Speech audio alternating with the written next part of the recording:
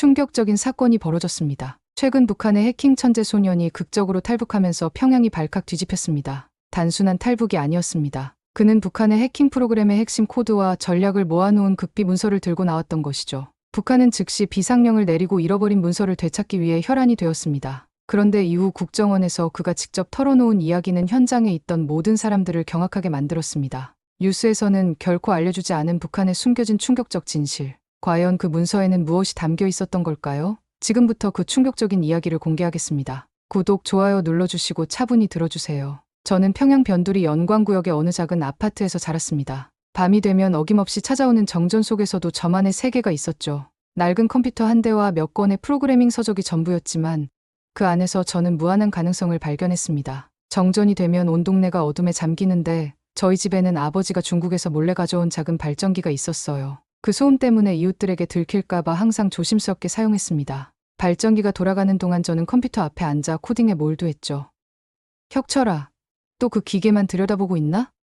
어머니는 제가 컴퓨터에 빠져있는 모습을 보며 걱정 섞인 목소리로 말씀하셨습니다. 당시 북한에서 개인용 컴퓨터는 극히 드문 물건이었거든요. 아버지가 무역일을 하며 중국에서 들여온 것이었는데 보위부에 발각되면 큰일 날 수 있는 위험한 물건이기도 했어요. 하지만 저에게 그 컴퓨터는 세상으로 향하는 유일한 창문이었습니다. 중국에서 구한 프로그래밍 교재들을 보며 파이썬, C 언어를 독학했죠. 책에 나온 예제들을 따라하며 간단한 프로그램부터 복잡한 알고리즘까지 혼자서 익혀나갔어요. 이놈이 또 전기를 훔쳐 쓰고 있군. 어느 날 밤, 옆집 아저씨가 화를 내며 소리쳤습니다. 배급이 끊긴 지 벌써 2달째였는데 저희가 발전기로 전기를 쓰는 것이 부러우셨던 모양입니다. 죄송합니다. 좀 더 조용히 하겠습니다. 아버지는 고개를 숙이며 사과하셨어요. 하지만 저는 그날 밤에도 헤드폰을 끼고 코딩을 계속했습니다. 프로그램 속에서만큼은 배고픔도 추위도 잊을 수 있었거든요. 창밖으로 보이는 동네 아이들은 하루하루가 힘들어 보였습니다. 학교에 가야 할 시간인데도 집 앞에서 멍하니 앉아있는 친구들이 많았어요. 부모님이 장마당에 나가 무언가라도 팔아보려고 애쓰는 동안 아이들은 집에서 혼자 시간을 보내야 했거든요. 혁철이 형, 오늘도 컴퓨터 만지고 있어요? 건물 아래층에 사는 민호가 종종 저를 찾아왔습니다. 10살 난 이 아이는 언제나 굶주린 얼굴이었지만 제가 컴퓨터로 만든 간단한 게임을 보면 눈이 반짝였어요. 와, 이거 어떻게 만든 거예요? 정말 신기해요. 민호의 감탄사를 들으며 저는 뿌듯함을 느꼈습니다. 동시에 이 아이가 굶고 있다는 사실이 가슴 아팠죠. 그해 겨울 상황은 더욱 악화됐습니다. 배급소에서는 강냉이조차 제대로 나오지 않았고 동네 여러 집에서 굶주림으로 쓰러지는 사람들이 생겨났어요. 저희 집도 예외는 아니었습니다. 혁철아, 미안하다. 오늘은 밥을 못 해줄 것 같구나. 어머니의 마른 얼굴에는 깊은 주름이 패여 있었습니다. 장마당에서 물건을 팔아도 번 돈으로는 가족이 하루를 버티기도 힘들었거든요. 그런 절망적인 상황에서도 저는 코딩을 멈추지 않았습니다. 오히려 더 몰두했죠. 프로그램을 짜는 동안만큼은 현실의 고통을 잊을 수 있었고 언젠가는 이 기술로 가족을 도울 수 있을 거라는 희망을 품고 있었어요. 그런데 어느 날 예상치 못한 방문객이 찾아왔습니다. 혁철 학생 맞지? 나는 국가보위부에서 왔다. 검은 양복을 입은 중년 남성이 저희 집 문을 두드렸습니다. 순간 온 가족이 얼어붙었죠. 보위부는 북한에서 가장 무서운 기관이었거든요. 학생이 컴퓨터를 다룬다는 얘기를 들었는데 사실인가? 남자의 날카로운 눈빛이 저를 꿰뚫어보는 것 같았습니다. 저는 떨리는 목소리로 대답했어요. 네, 조금 다룰 줄 압니다. 좋다. 그 재능을 국가를 위해 쓸 때가 된 것 같군. 평양컴퓨터기술대학에 특별 입학할 수 있도록 추천하겠다. 그 순간 저는 무엇인가 커다란 변화가 시작될 것임을 직감했습니다. 보위부의 눈에 띈다는 것은 분명 좋은 일만은 아닐 테니까요. 재능 있는 젊은이들은 마땅히 조국을 위해 헌신해야 한다. 그렇지 않나? 남자의 말에는 거부할 수 없는 무게가 담겨 있었습니다. 혁철이가 대학에 간다고요? 어머니는 기쁘면서도 불안한 표정을 지으셨어요. 그런데 우리가 그런 특별한 교육비를 낼 수 있을까요? 걱정하지 마시오. 모든 비용은 국가에서 부담한다. 대신 남자는 잠시 말을 멈췄다가 의미심장한 표정으로 덧붙였습니다. 졸업 후에는 국가가 지정하는 곳에서 일해야 한다는 조건이 있소. 그날 밤 저는 잠을 이룰 수 없었습니다. 대학에 갈 수 있다는 기쁨과 동시에 알 수 없는 불안감이 엄습했거든요. 창밖으로 보이는 어둠 속에서 민훈의 집에서는 또 누군가 울음소리가 들려왔어요. 다음 날 아침 보위부 담당자가 다시 찾아왔습니다. 입학 준비를 하도록 하라. 그리고 혁철 학생. 그는 저를 따로 불러 귓속말로 말했습니다. 이 기회는 학생뿐만 아니라 가족 모두에게 특별 배급이 보장되는 것을 의미한다. 알겠나? 그 순간 저는 이것이 단순한 교육 기회가 아니라는 것을 깨달았습니다. 가족의 생계가 걸린 문제였고 제 선택이 우리 가족의 운명을 좌우할 거라는 무거운 책임감이 어깨를 눌렀어요. 네, 알겠습니다. 저는 고개를 끄덕였습니다. 그렇게 평범한 소년 해커의 삶은 끝이 나고 국가의 기대와 가족의 생존이 걸린 새로운 여정이 시작되려 하고 있었습니다. 평양컴퓨터기술대학에 입학한 지 석 달이 지났을 때 저는 완전히 다른 세계에 발을 들여놓았다는 것을 실감했습니다. 이곳은 제가 살던 영광구역과는 차원이 달랐어요. 24시간 전기가 공급되고 최신형 컴퓨터들이 즐비한 실습실에서 하루 종일 코딩에 몰두할 수 있었거든요. 혁철 동무, 오늘 성과는 어떤가? 담당 교수인 리성철 선생님이 제 모니터를 들여다보며 물었습니다. 선생님은 김책공업종합대학을 졸업한 엘리트였지만 언제나 학생들을 세심하게 챙겨주셨죠. 네트워크 침투 프로그램 완성도가 85%까지 올라왔습니다. 저는 자랑스럽게 대답했어요. 동기들보다 훨씬 빠른 속도로 프로그래밍을 익혀나가고 있었거든요. 하지만 그때는 몰랐습니다. 제가 만들고 있는 것들이 어떤 용도로 쓰일지 말이에요. 역시 천재는 다르군. 이 정도면 곧 실전에 투입해도 되겠다. 리 선생님의 말에 뿌듯함을 느끼던 저는 실전이라는 단어에 의문을 품었습니다. 실전이라니 대체 무슨 뜻일까요? 그해 11월 어느 추운 아침, 답은 예상보다 빨리 찾아왔습니다. 특별반 학생들은 모두 강당으로 집합하라. 방송이 울려 퍼지자 저를 포함한 20여 명의 학생들이 강당으로 모였어요. 평소보다 훨씬 엄숙한 분위기였죠. 단상에는 보위부 제복을 입은 고위 간부가 서 있었습니다. 동무들, 오늘부터 여러분은 조선민주주의인민공화국의 사이버 전사가 된다. 그의 첫 마디부터 심상치 않았습니다. 사이버 전사라니요. 적들은 우리 공화국을 경제적으로 압살하려 하고 있다. 하지만 우리에게는 여러분 같은 젊고 유능한 전사들이 있다. 여러분의 임무는 남조선과 미제의 금융망을 타격하여 조국 통일의 그날을 앞당기는 것이다. 간부의 말이 계속될수록 제 가슴은 더 빨리 뛰었습니다. 금융망 타격이라니 이건 명백한 해킹 공격을 의미하는 거였어요. 첫 번째 목표는 남조선의 주요 은행들이다. 여러분이 그동안 배운 기술을 활용해 그들의 시스템에 침투하여 자금을 탈취하는 것이 임무다. 순간 강당이 조용해졌습니다. 동기들의 표정에서도 당황스러움이 역력했어요. 우리는 지금까지 컴퓨터 기술을 배우는 학생이라고 생각했는데 실상은 해커가 되라는 명령을 받고 있었던 거죠. 물론 이 일을 수행하는 여러분과 가족들에게는 특별한 혜택이 주어진다. 간부는 미소를 지으며 말을 이었습니다. 성공적으로 임무를 완수하면 한 달에 백미 20kg, 돼지고기 5kg, 그리고 각종 부식이 여러분 가족에게 지급될 것이다. 이는 일반 주민의 6개월 배급량에 해당하는 양이다. 그 말을 들은 순간 제 머릿속에는 어머니의 마른 얼굴이 떠올랐습니다. 지난주에 집에 갔을 때 어머니는 또다시 며칠째 굶고 계셨거든요. 아버지도 장마당 장사가 잘 안 돼서 하루하루가 고달프다고 하셨고요. 혁철아, 내가 대학에 다니니까 이웃들 시선이 많이 좋아졌단다.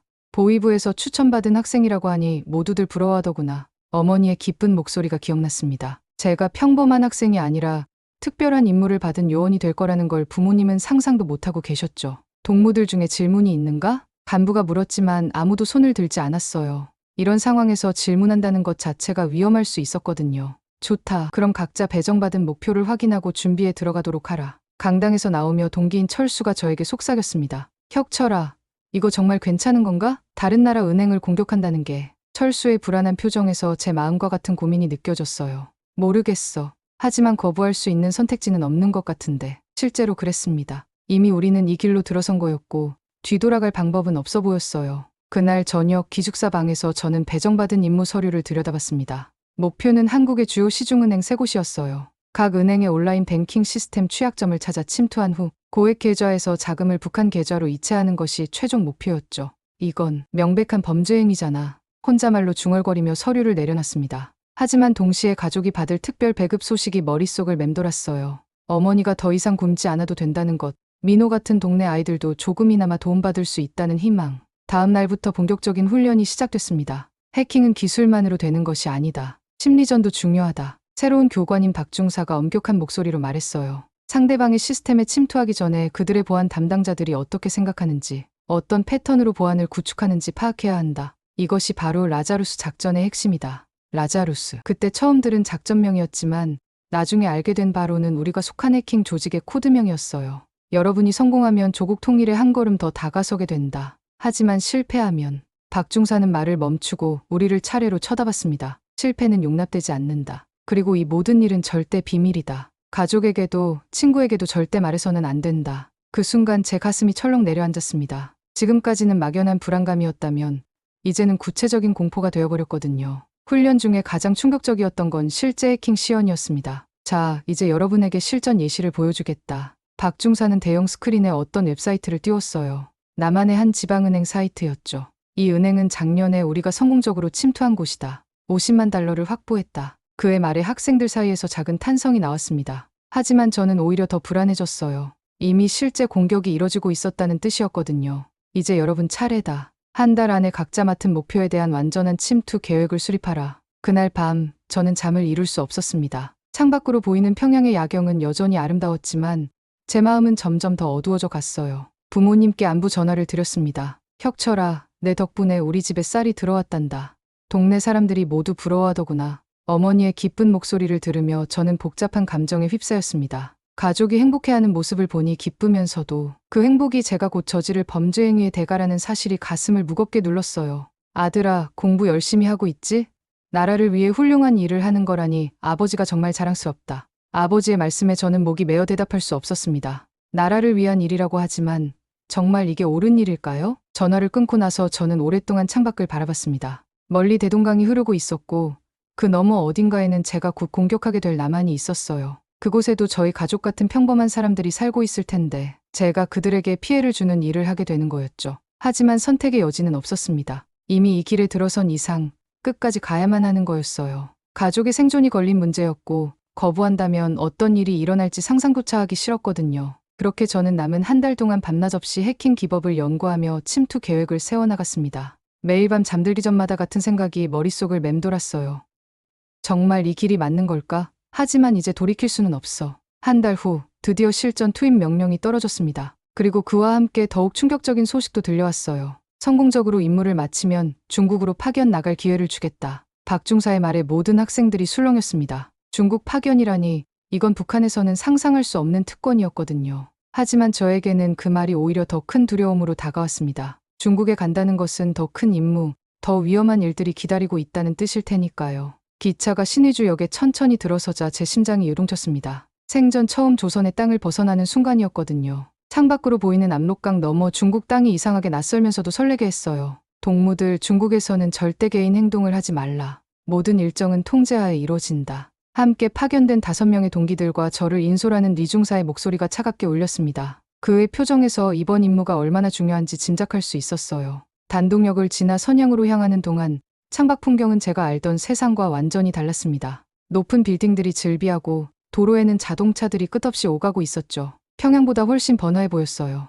저게 다 중국 사람들이 사는 집인가요? 동기인 영수가 작은 목소리로 중얼거렸습니다. 모두의 마음이 같았을 거예요. 우리가 배워온 바깥 세상에 대한 이야기와 실제 모습 사이에는 상당한 간극이 있었거든요. 조용히 하라. 불필요한 감탄은 금물이다. 리중사의 꾸짖음에 우리는 입을 다물었지만 눈은 여전히 창밖에 고정되어 있었어요. 선영시 외곽에 위치한 연구소는 생각보다 크고 현대적인 건물이었습니다. 겉보기에는 평범한 IT 기업처럼 보였지만 내부는 완전히 달랐어요. 여기가 여러분이 앞으로 3개월간 머물 곳이다. 중국 측 담당자인 왕리 씨가 유창한 조선말로 우리를 안내했습니다. 그는 조선족이라고 했지만 어딘지 어색한 느낌이 들었어요. 연구소 내부는 놀라울 정도로 첨단화되어 있었습니다. 벽면 전체가 대형 모니터로 이루어져 있고 수십 대의 최신형 컴퓨터들이 배치되어 있었거든요. 평양의 대학과는 차원이 다른 환경이었죠. 이곳에서 여러분은 실제 표적에 대한 침투 작업을 수행하게 될 것이다. 모든 활동은 24시간 모니터링되며 성과에 따라 평가받는다. 왕리 씨의 설명이 계속되는 동안 저는 연구소 곳곳을 둘러보며 이상한 위화감을 느꼈습니다. 뭔가 감시받고 있다는 느낌이 강했어요. 실제로 천장 곳곳에는 CCTV가 서 있었고 출입구마다 보안 요원들이 서 있었거든요. 혁철 동무, 내가 이곳에서 맡을 첫 번째 임무다. 저에게 주어진 파일을 열어보니 한국의 한 지방은행이 목표였습니다. 구체적인 침투 경로와 탈취 목표 금액까지 상세히 기록되어 있었어요. 이건 정말 실행하라는 거죠? 물론이다. 여기서는 연습이 아닌 실전이다. 성공하면 조국에 큰 기여를 하는 것이고 실패하면 왕리 씨는 말을 흐렸지만 그 의미는 충분히 전해졌습니다. 첫날 저녁 기숙사 같은 숙소에서 동기들과 함께 저녁을 먹으며 서로의 고민을 나눴어요. 형, 이거 정말 괜찮은 일인 것 같아? 다른 나라 사람들 돈을 훔치는 거잖아. 막내인 성민이가 불안한 목소리로 물었습니다. 글쎄, 하지만 우리가 선택할 수 있는 일은 아닌 것 같은데. 철수도 마찬가지로 혼란스러워했어요. 모두의 마음이 복잡했죠. 그날 밤 잠들기 전에 중국 인터넷을 처음 접해볼 기회가 있었습니다. 북한에서는 상상할 수도 없었던 자유로운 정보 접근이었어요. 호기심에 이끌려 한국에 대한 정보를 검색해봤습니다. 그리고 그때 본 것들이 제 세계관을 완전히 뒤흔들어 놓았어요. 이게 정말 남조선인가? 화면에 나타난 서울의 모습은 제가 배워온 것과 전혀 달랐습니다. 높은 빌딩들, 화려한 네온사인, 그리고 무엇보다 거리를 자유롭게 오가는 사람들의 모습이 충격적이었어요. 우연히 클릭한 동영상에서는 한국 대학생들이 자유롭게 토론하고 웃는 모습이 나왔습니다. 그들은 정치에 대해서도 정부 정책에 대해서도 거리낌 없이 의견을 나누고 있었어요. 저희는 정부의 이번 정책에 반대합니다. 더 나은 방안을 제시해야 한다고 생각해요. 한 여학생이 카메라를 향해 당당히 말하는 모습에 저는 깜짝 놀랐습니다. 북한에서라면 상상할 수도 없는 일이었거든요. 더 충격적인 건 편의점 영상이었어요. 24시간 운영되는 작은 가게에서 사람들이 자유롭게 음식을 사고 점원은 친절하게 웃으며 서비스하고 있었죠. 어서 오세요. 필요한 게 있으시면 언제든 말씀해 주세요. 점원의 밝은 인사말에 저는 잠시 할 말을 잃었습니다. 이런 일상적인 친절함이 진짜 존재하는 거였을까요? 지하철 영상에서는 더욱 놀라운 장면을 목격했습니다. 임신한 여성이 탔을 때 젊은 남성이 자연스럽게 자리를 양보하는 모습. 노인분이 무거운 짐을 들고 계실 때 주변 사람들이 도와드리는 모습들이었어요. 북한에서 배운 건 뭐였지? 제 머릿속이 혼란스러워졌습니다. 우리가 지금까지 배워온 남조선에 대한 이야기들, 굶주리고 고통받는 민중, 미제의 압박에 시달리는 불쌍한 사람들이라는 이야기들이 사실과 너무 달랐거든요. 다음 날 아침 본격적인 해킹 작업이 시작됐습니다. 제가 침투해야 할 한국은행의 시스템을 분석하기 시작했어요. 이 은행의 고객 데이터베이스에 접근해서 고액 예금자들의 계좌 정보를 확보하라. 왕리 씨의 지시는 명확했습니다. 하지만 작업을 진행하면서 저는 점점 더 불편해졌어요. 화면에 나타나는 고객들의 정보를 보니 모두 평범한 사람들이었습니다. 회사원, 자영업자, 은퇴한 노인분들. 이분들의 평생 모은 돈을 제가 훔치려 하고 있는 거였어요. 박민수, 45세, 택시기사, 예금액 5천만 원. 한 고객의 정보를 보며 저는 마음이 무거워졌습니다. 5천만 원이면 이분에게는 아마 평생 모은 전 재산일 텐데 제가 그걸 빼앗으려 하고 있는 거였죠. 점심시간에 동료들과 함께 연구소 근처 중국 식당에서 식사를 했습니다. 그런데 그곳에서 우연히 한국 관광객들을 만났어요. 여기 음식 정말 맛있네요. 사장님 감사합니다. 한국말로 대화하는 그들의 모습을 몰래 지켜봤는데 너무나 자연스럽고 밝았어요. 우리가 배워온 남조선 사람들의 모습과는 정반대였죠. 특히 한 젊은 부부가 아기와 함께 식사하는 모습이 인상 깊었습니다. 아기가 울자 주변 사람들이 미소 지으며 이해하는 표정을 짓고 부부는 서로를 배려하며 자연스럽게 육아를 분담하고 있었어요. 저 사람들이 정말 우리가 공격해야 할 적인가? 제 마음속에 의문이 커져갔습니다. 오후에 작업을 계속하다가 실수로 한국의 한 공공기관 웹사이트에 접속하게 됐어요. 그런데 거기서 본 문구가 저를 완전히 멈춰 세웠습니다. 국민 여러분께 더 나은 서비스를 제공하기 위해 노력하겠습니다. 어떤 도움이 필요하시면 언제든 연락 주세요. 공공기관에서 국민들에게 이런 인사를 한다는 게 믿어지지 않았어요. 북한에서는 상상할 수 없는 일이었거든요. 더 충격적인 건 민원 게시판이었습니다. 시민들이 정부 정책에 대해 자유롭게 의견을 올리고 담당자들이 정중하게 답변하는 모습을 보며 저는 말문이 막혔어요. 시민의 세금으로 운영되는 기관이니만큼 더욱 투명하고 효율적으로 업무를 처리하겠습니다. 이런 답변을 보며 제 세계관이 흔들리기 시작했습니다. 그날 저녁 저는 오랫동안 창밖을 바라보며 생각에 잠겼어요. 중국의 네온사인들이 반짝이는 도시 풍경을 보며 고향 평양의 어둠과 대비가 되었죠. 내가 지금까지 믿어온 게 정말 옳은 건가? 마음속 깊은 곳에서 의문이 꿈틀거리기 시작했습니다. 하지만 동시에 가족 생각도 떠올랐어요. 제가 여기서 임무를 성공해야 어머니가 굶지 않을 수 있고 동네 아이들도 조금이나마 도움받을 수 있거든요. 하지만 그 도움이 다른 사람들의 고통으로 이뤄지는 거라면 복잡한 심정으로 잠자리에 들었지만 쉽게 잠들 수 없었습니다. 제 머릿속에는 낮에 본 한국 사람들의 평범하고 행복한 모습들이 계속 맴돌고 있었어요. 이상하게도 그들은 우리가 배워온 적의 모습이 아니라 그냥 우리와 같은 평범한 사람들처럼 보였습니다. 아니, 어떤 면에서는 우리보다 더 자유롭고 행복해 보이기까지 했어요. 다음 날부터 본격적인 해킹 작업에 들어가야 했지만 제 마음은 점점 더 무거워져 갔습니다. 과연 이 길이 옳은 길일까요? 중국에 온 지 한 달이 지났을 때 고향이 그리워서 견딜 수 없었습니다. 매일 한국은행 시스템을 해킹하는 일을 하면서도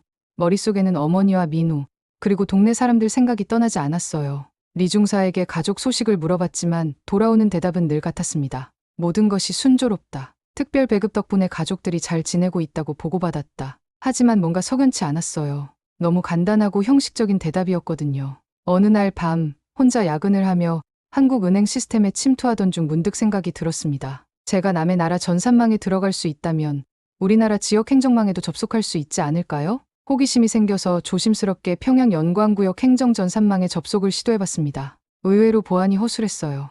몇 번의 시도 끝에 성공적으로 침투할 수 있었죠. 처음에는 단순히 우리 동네가 어떻게 운영되는지 궁금해서 들여다본 것이었습니다. 하지만 배급 관리 시스템에 들어가 보니 충격적인 현실이 펼쳐졌어요. 배급 중단 3개월째, 주민 영양실조 급증. 제가 본 보고서는 상상했던 것보다 훨씬 신박했습니다. 연관구역 전체 주민의 40%가 영양실조 상태라고 기록되어 있었어요. 더 자세히 살펴보니 우리 동네 상황이 나와 있었습니다. 박민호 10세 3일째 미등교, 영양실조 의심.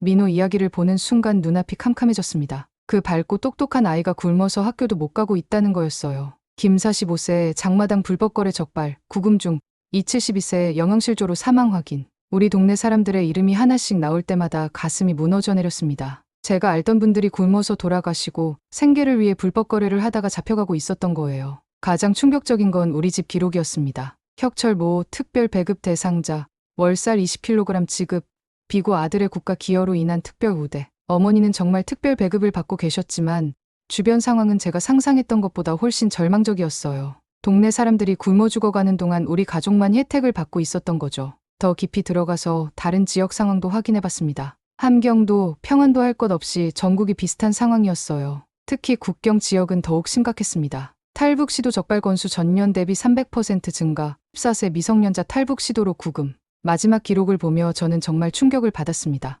14살 아이가 굶주림을 견디지 못해 목숨을 걸고 국경을 넘으려 했다는 거였어요. 그때 갑자기 뒤에서 목소리가 들렸습니다. 혁철 동무, 무엇을 하고 있는 건가? 왕리 씨였습니다. 급히 화면을 바꿨지만 이미 늦었어요. 아, 네. 한국은행 시스템 분석하고 있었습니다. 그런가? 화면에 조선말이 보였던 것 같은데? 식은땀이 흘렀습니다. 참고 자료를 보고 있었습니다. 우리나라 금융 시스템과 비교 분석하려고요. 다행히 왕리 씨는 더 이상 추궁하지 않았지만 의심스러운 눈빛을 보내며 자리를 떠났어요. 그날 밤 기숙사에서 저는 잠을 이룰 수 없었습니다. 머릿속에는 방금 본 참혹한 현실들이 계속 맴돌았거든요. 며칠 후 미중사가 우리를 불러 모았습니다. 몇 가지 고향 소식을 전하겠다. 그의 표정이 평소보다 심각했어요. 성민 동무 14살인 동생이 탈북을 시도하다가 국경에서 체포됐다. 현재 구금 중이다. 성민이의 얼굴이 새하얗게 변했습니다. 저는 이미 전산망에서 그 소식을 봤지만 다른 동기들은 충격을 받은 것 같았어요. 이것은 가족들이 정신을 바짝 차려야 한다는 것을 의미한다.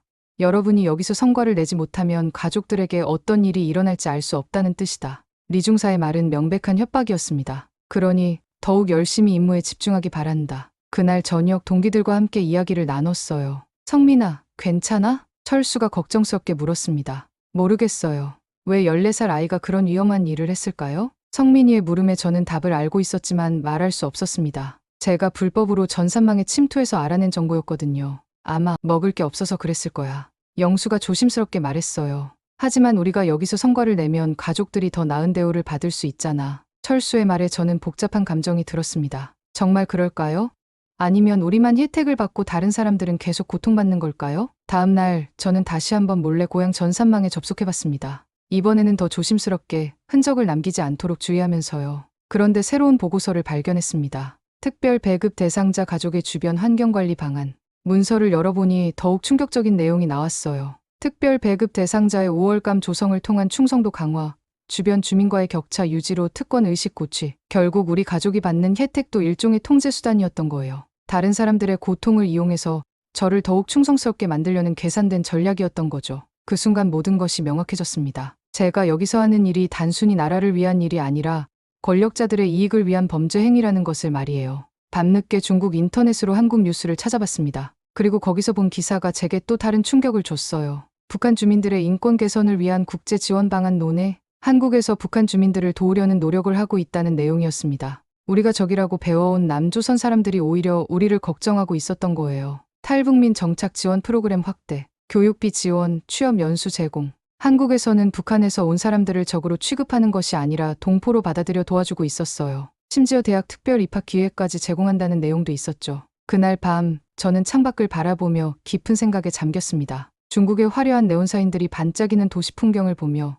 고향 평양의 어둠과 대비가 되었어요. 내가 지금까지 믿어온 게 정말 옳은 건가? 마음속 깊은 곳에서 의문이 꿈틀거리기 시작했습니다. 그리고 더 중요한 건 제가 지금 공격하려는 한국 사람들이 실제로는 우리를 도우려 하는 사람들이라는 사실이었어요. 복잡한 심정으로 잠자리에 들었지만 쉽게 잠들 수 없었습니다. 제 머릿속에는 낮에 본 전산망의 참혹한 기록들과 한국 사람들의 따뜻한 지원 의지가 계속 대비되어 떠올랐어요. 이상하게도 제가 공격해야 할 대상들이 우리의 적이 아니라 오히려 우리를 이해하고 도우려는 사람들처럼 보이기 시작했습니다. 그날부터 저는 점점 더 큰 결심을 키워나가기 시작했습니다. 이 모든 모순된 상황에서 벗어날 방법이 정말 없을까 하는 생각을 말이에요. 중국에 온 지 2달째 저는 점점 더 교묘하게 정보를 수집하는 방법을 터득해 나갔습니다. 표면적으로는 한국은행 해킹 임무에 집중하는 척하면서 몰래 다양한 곳에 전산망의 침투의 진실을 찾아 나갔어요. 어느 날 밤 평소보다 늦게까지 작업하던 중 왕리 씨의 컴퓨터에 접근할 기회가 생겼습니다. 그가 자리를 비운 사이 재빨리 그의 시스템에 침투해봤어요.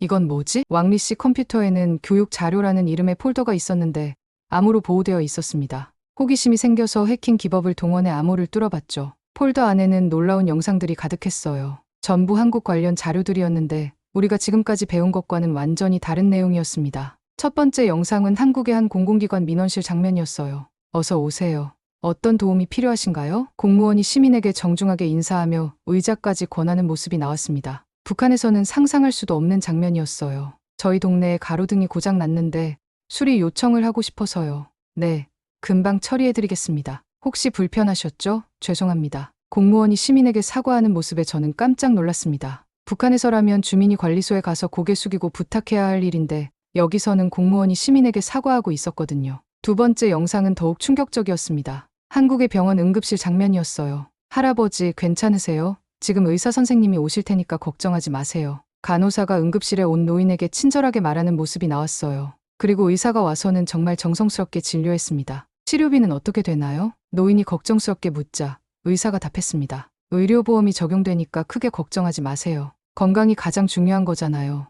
의료보험이라니 북한에서는 돈이 없으면 제대로 된 치료를 받기 힘든데 한국에서는 국가에서 의료비를 지원해준다는 거였어요. 세 번째 영상에서는 한국의 학교 급식 장면이 나왔습니다. 오늘 급식 맛있게 드세요. 급식실 아주머니가 학생들에게 밝게 인사하며 따뜻한 음식을 담아주고 있었어요. 모든 학생이 똑같이 배불리 먹을 수 있도록 충분한 양의 음식이 준비되어 있었죠. 와, 오늘 반찬 진짜 맛있다. 감사합니다, 아주머니. 학생들이 즐겁게 식사하는 모습을 보며 저는 고향의 민호가 떠올랐습니다. 그 아이가 굶어서 학교도 못 가고 있는 동안 여기 아이들은 이렇게 풍족하게 급식을 먹고 있었던 거예요. 가장 충격적인 건 네 번째 영상이었습니다. 한국의 한 시민단체에서 북한 어린이들을 돕는 활동을 하는 장면이었어요. 북한에 굶주리는 아이들을 위해 분유와 의약품을 보내려고 합니다. 작은 정성이라도 함께 해주세요. 시민단체 관계자가 사람들에게 호소하고 있었습니다. 같은 민족인데 아이들이 굶고 있다니 너무 안타까워요. 저도 도움이 되고 싶어요. 한 시민이 자발적으로 기부하는 모습이 나왔어요. 그리고 그런 사람들이 한둘이 아니었습니다. 언젠가는 통일이 되어서 모든 아이들이 행복하게 살 수 있었으면 좋겠어요. 한 여성이 눈물을 글썽이며 말하는 모습에 저도 모르게 가슴이 뭉클해졌습니다. 마지막 영상은 정말 믿을 수 없는 내용이었어요. 한국에 정착한 탈북민들의 이야기였습니다. 처음에는 모든 게 낯설고 힘들었지만 주변에서 많이 도와주셔서 잘 적응할 수 있었어요. 한 탈북민 여성이 인터뷰하는 모습이 나왔습니다. 하나원에서 3개월 동안 정착 교육을 받았는데 정말 꼼꼼하게 도와주더라고요. 한국 사회에 적응할 수 있도록 모든 걸 가르쳐 주셨어요. 하나원이라는 곳에서 탈북민들을 체계적으로 도와준다는 내용이었습니다. 지금은 대학교에 다니고 있어요. 탈북민 특별 전형이 있어서 기회를 받을 수 있었죠. 꿈을 포기하지 않아도 된다는 게 정말 감사해요. 대학교 특별 전형까지. 저는 정말 믿을 수 없었습니다. 자유는 질문할 권리예요. 여기서는 정부 정책에 대해서도 자유롭게 의견을 말할 수 있어요. 처음에는 무서웠는데 지금은 당연한 권리라고 생각해요. 그 말에 저는 완전히 충격을 받았습니다. 자유가 질문할 권리라니 북한에서는 상상조차 할 수 없는 일이었거든요. 영상을 다 보고 나서 저는 한동안 아무 말도 할 수 없었습니다. 지금까지 제가 알고 있던 모든 것이 거짓말이었다는 충격적인 사실을 깨달았거든요. 남조선 사람들은 우리의 적이 아니었어요. 오히려 우리를 같은 민족으로 여기며 도우려고 하는 사람들이었습니다. 심지어 북한에서 온 사람들을 차별하지 않고 똑같은 기회를 주고 있었어요. 내가 지금 뭘 하고 있는 거지? 갑자기 제가 하고 있는 일이 얼마나 잘못된 건지 명확해졌습니다. 우리를 도우려는 사람들의 돈을 훔치고 있었던 거예요. 그것도 굶주리는 고향 사람들을 위한다는 명목으로 말이죠. 그때 갑자기 발걸음 소리가 들렸습니다. 급히 영상을 끄고 원래 작업으로 돌아갔어요. 다행히 왕리 씨는 제가 뭘 했는지 눈치채지 못한 것 같았습니다. 하지만 그날 밤부터 저는 완전히 달라졌어요. 한국은행 시스템을 해킹하라는 지시를 받아도 마음이 내키지 않았습니다. 혁철 동무, 진척이 너무 느리다. 왜 이렇게 미적거리는 건가? 왕리 씨의 재촉에도 불구하고 저는 의도적으로 작업 속도를 늦췄어요. 기술적으로는 충분히 침투할 수 있었지만 양심상 할 수 없었거든요. 며칠 후 동기들과 함께 식사하며 조심스럽게 이야기를 꺼내봤습니다. 너희들은 정말 우리가 하는 일이 옳다고 생각해? 무슨 소리야? 당연히 조국을 위한 일이잖아. 영수가 당연하다는 듯이 대답했어요. 그런데 남조선 사람들도 우리와 같은 평범한 사람들 아닐까? 제 말에 모든 동기들이 저를 쳐다봤습니다. 혁철아, 무슨 이상한 생각하고 있는 거야? 철수가 걱정스럽게 물었어요. 아니야, 그냥 가끔 의문이 들어서 더 이상 말하지 못했습니다. 제가 본 영상들에 대해서는 절대 말할 수 없었거든요. 그날 밤 저는 고향에서 굶고 있는 민호와 다른 아이들을 생각했습니다. 그리고 한국에서 풍족하게 급식을 먹는 아이들의 모습도 떠올랐어. 정말 이상하다. 같은 하늘 아래 사는 아이들인데 왜 이렇게 다르지? 그 순간 깨달았습니다. 문제는 남조선이 아니라 우리 체제에 있다는 것을 말이에요. 북한에서는 아이들이 굶어 죽어가는데 권력자들은 해외에서 돈을 훔쳐오라고 지시하고 있었습니다. 반면 한국에서는 굶주리는 북한 아이들을 걱정하며 도움을 주려고 애쓰고 있었어요. 누가 진짜 악인인가? 답은 명확했습니다. 그날부터 저는 본격적으로 다른 계획을 세우기 시작했습니다. 이 모든 모순과 거짓말에서 벗어날 방법을 찾기 시작한 거예요. 창밖으로 보이는 중국의 밤하늘을 바라보며 저는 처음으로 확신을 가지게 되었습니다. 제가 가야 할 길이 어디인지 말이에요. 하지만 아직 구체적인 방법은 몰랐습니다. 가족들을 어떻게 구할 것인지, 그리고 정말로 탈출할 용기가 있는지도 확신할 수 없었거든요. 다만 한 가지는 분명했어요. 더 이상 이런 일을 계속할 수는 없다는 것 말이죠. 중국에 온 지 3달째 상황이 급박하게 돌아가기 시작했습니다. 왕리 씨와 리중사의 압박이 점점 심해졌거든요. 혁철 동무, 이번 주 내로 반드시 성과를 내야 한다. 평양에서 독촉이 들어왔다. 리중사의 표정이 그 어느 때보다 험악했어요. 만약 이번에도 실패하면 모든 팀원이 본국으로 소환된다. 그리고 그때는 말을 마치지 않았지만 그 의미는 충분히 전해졌습니다. 본국 소환은 곧 처벌을 의미했거든요. 그리고 한 가지 더 중요한 소식이 있다. 리중사가 잠시 멈췄다가 계속했습니다. 성공적으로 임무를 완수하는 팀원에게는 특별한 기회가 주어진다. 바로 한국 현지로 직접 파견되어 더 큰 임무를 수행하는 것이다. 동기들 사이에서 웅성거림이 일었어요. 한국 현지 파견이라니 이건 정말 상상도 못한 일이었습니다. 하지만 한국에 가면 완전히 다른 신분으로 활동해야 한다. 3년간 연락 두절이 기본이고 임무가 끝나면 직접 중국을 거쳐 귀국하게 된다. 그 순간 저는 번개 맞은 듯한 충격을 받았습니다. 한국 파견, 이건 제가 꿈꿔온 기회일 수도 있었어요. 단, 한국 파견 후에는 더 이상 개인적인 연락이나 가족 소식 전달이 불가능하다. 완전한 잠입 상태로 활동해야 하기 때문이다. 리중사의 설명을 들으며 저는 복잡한 감정에 휩싸였습니다. 한국에 갈 수 있다는 건 좋지만 가족과의 연락이 완전히 끊긴다는 것은 받아들이기 힘들었거든요. 그날 밤 기숙사에서 동기들과 이야기를 나눴어요. 한국 파견이라니 정말 대단한 기회잖아. 영수가 흥분해서 말했습니다. 하지만 3년 동안 가족과 연락도 못한다는 게 철수는 걱정스러워했어요. 그래도 나라를 위한 큰일을 하는 거니까 의미가 있지 않을까? 성민이가 말했지만 목소리에 확신은 없어 보였습니다.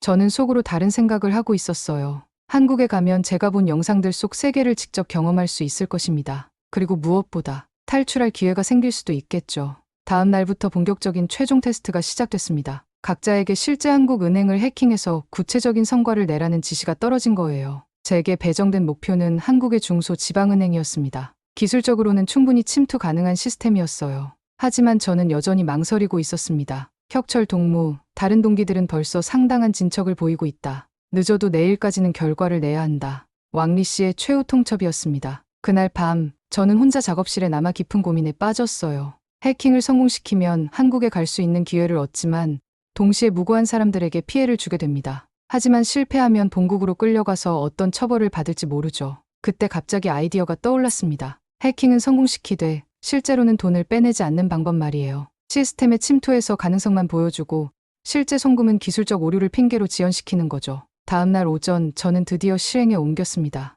몇 시간의 작업 끝에 성공적으로 목표 은행의 시스템에 침투했어요. 왕리 씨 성공했습니다. 제가 흥분해서 부르자 왕리 씨가 달려왔습니다. 정말인가? 확인해보자. 화면에는 해킹에 성공했다는 증거들이 선명하게 나타나 있었어요. 고객 계좌 정보에 접근할 수 있고 송금 시스템도 조작 가능한 상태였습니다. 훌륭하다. 바로 자금 이체를 시작하라. 네, 지금 준비하겠습니다. 하지만 저는 의도적으로 송금 과정에서 작은 오류를 만들어냈어요. 겉으로는 시스템 문제인 것처럼 보이도록 교묘하게 조작한 거죠. 이상하네요. 송금이 안 되는군요. 시스템에 예상치 못한 보안 장치가 있는 것 같습니다. 뭐라고? 다시 시도해봐. 왕리 씨가 다급하게 말했지만 저는 계속 핑계를 댔어요. 몇 시간 더 분석이 필요할 것 같습니다. 성급하게 하다가 발각되면 큰일이거든요. 결국 그날은 침투 성공만으로 일단락됐습니다. 왕리 씨는 만족해했지만 실제 자금 탈취는 다음 날로 미뤄졌어요. 그날 저녁 리중사가 저를 불러냈습니다. 혁철 동무, 훌륭한 성과를 냈다고 들었다. 한국 파견 대상자로 선정되었다. 정말입니까? 내일 최종 시연을 성공적으로 마치면 바로 다음 주에 한국으로 출발한다.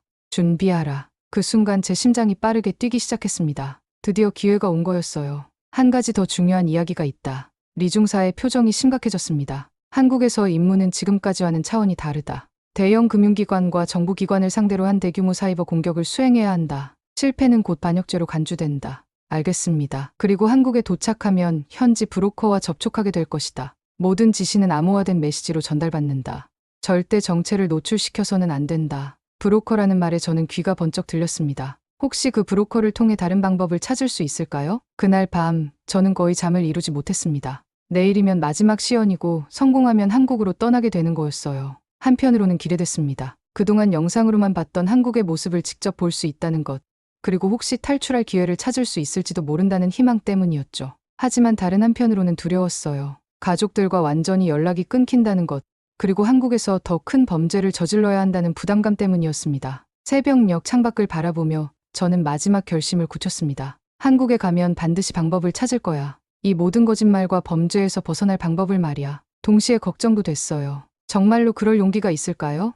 그리고 가족들은 어떻게 될까요? 하지만 이미 너무 멀리 와버렸습니다. 지금 돌아가봤자 뻔한 미래만 기다리고 있을 뿐이었어요. 차라리 위험을 감수하고라도 새로운 가능성에 도전해보는 게 나을 것 같았습니다. 다음날 오전, 최종 시연이 시작됐습니다. 여러 간부들이 지켜보는 가운데 실제 자금 이체를 시연해야 했어요. 자, 이제 실제 송금을 해보라. 긴장되는 순간이었습니다. 성공하면 한국행, 실패하면 처벌. 저는 심호흡을 하고 키보드에 손을 얹었습니다. 지금까지 준비해온 모든 것을 실행할 때가 온 거였어요. 시작하겠습니다. 그 순간부터 제 새로운 인생이 시작되려 하고 있었습니다. 어떤 결과가 기다리고 있을지는 아무도 모르지만 적어도 현재 상황에서는 벗어날 수 있을 거라는 희망을 품고 있었어요. 마우스를 클릭하는 순간 저는 운명을 바꿀 수 있는 단 한 번의 기회 앞에 서 있다는 것을 깨달았습니다. 최종 시연을 성공적으로 마친 지 3일 후 저는 한국행 여행 가방을 꾸리고 있었습니다. 마음은 복잡했지만 겉으로는 충성스러운 요원처럼 행동해야 했어요. 혁철 동무, 이제 진짜 조국 통일의 천병이 되는 것이다. 자부심을 가져라.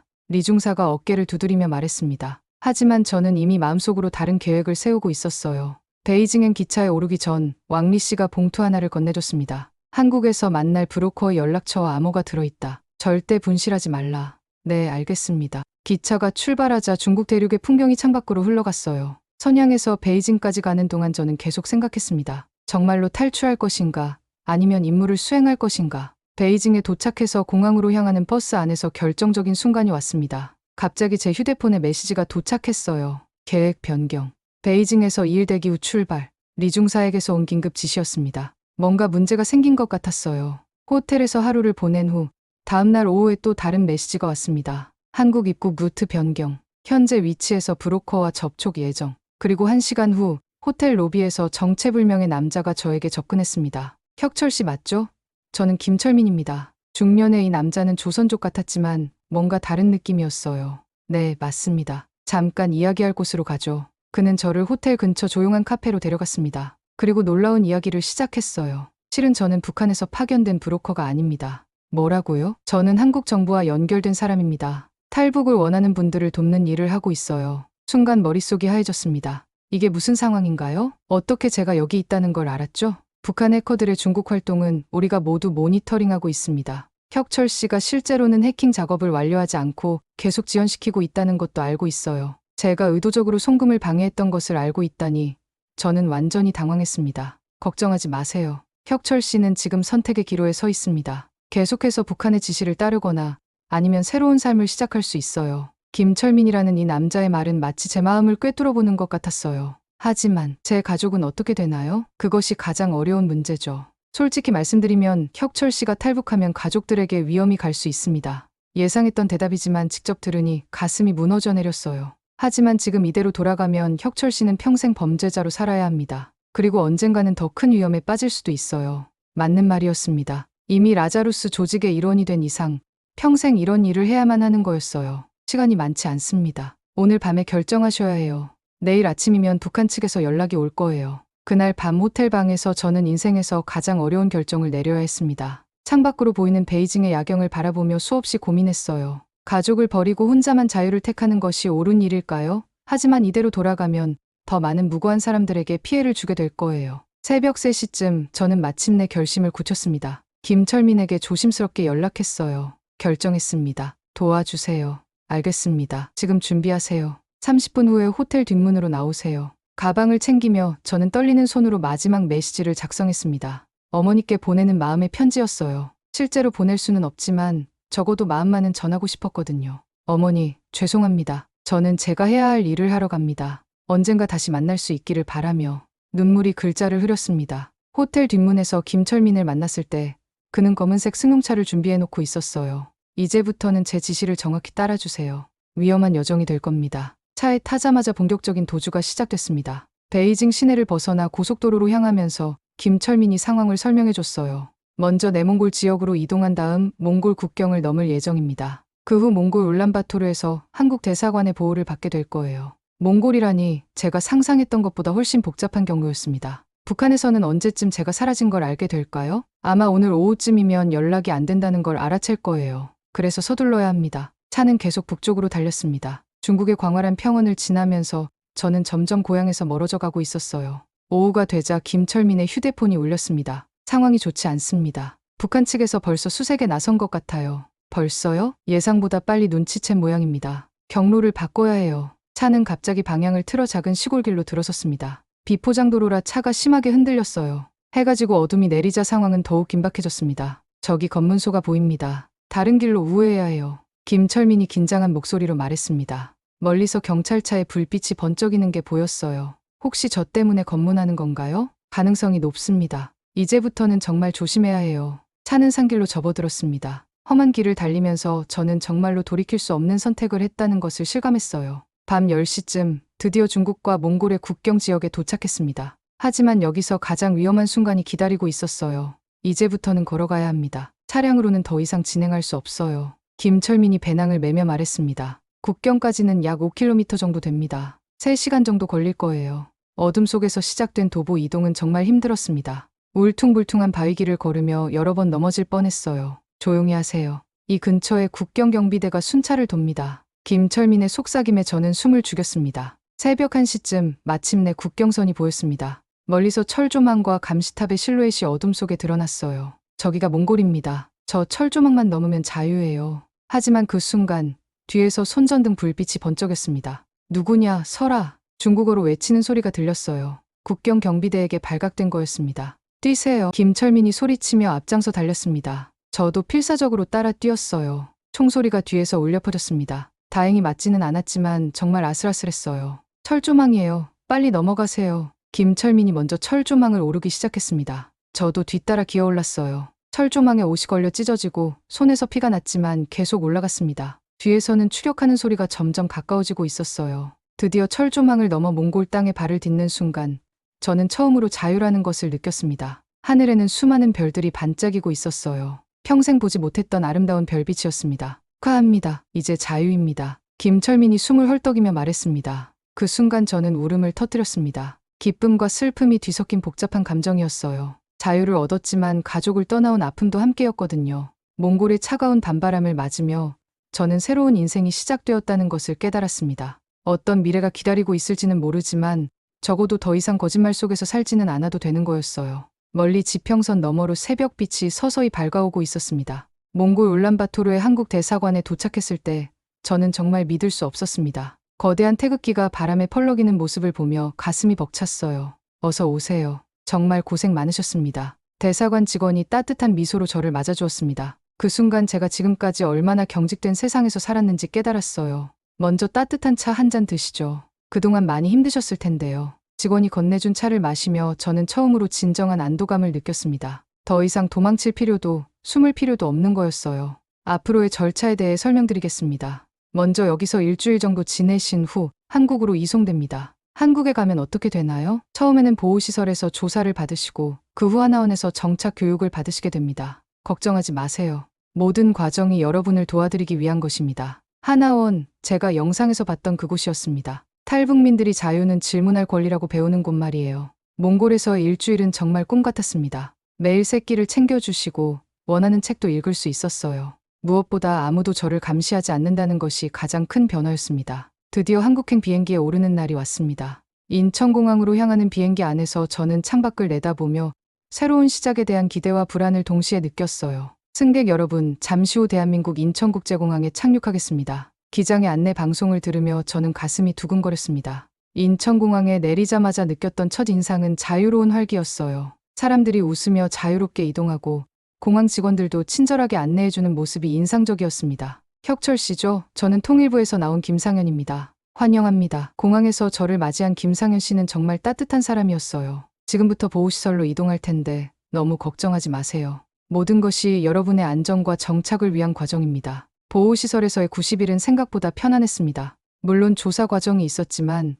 제가 진심으로 자유를 원해서 온 것을 이해해 주셨어요. 혁철 씨의 컴퓨터 기술이 상당하다고 들었습니다. 한국에서 그 기술을 좋은 일에 사용할 수 있을 거예요. 조사관님의 말씀에 저는 희망을 느꼈습니다. 이제는 사람들을 해치는 일이 아니라 도우는 일에 제 기술을 쓸 수 있겠구나 싶었거든요. 드디어 하나원에 입소하는 날이 왔습니다. 경기도 안성에 위치한 하나원의 첫인상은 따뜻함이었어요. 어서 오세요. 새로운 시작을 축하드립니다. 하나원 직원들의 환영 인사는 정말 진심이 담겨 있었습니다. 북한에서는 상상할 수 없었던 따뜻한 환대였어요. 앞으로 12주 동안 한국 사회 적응을 위한 다양한 교육을 받으시게 됩니다.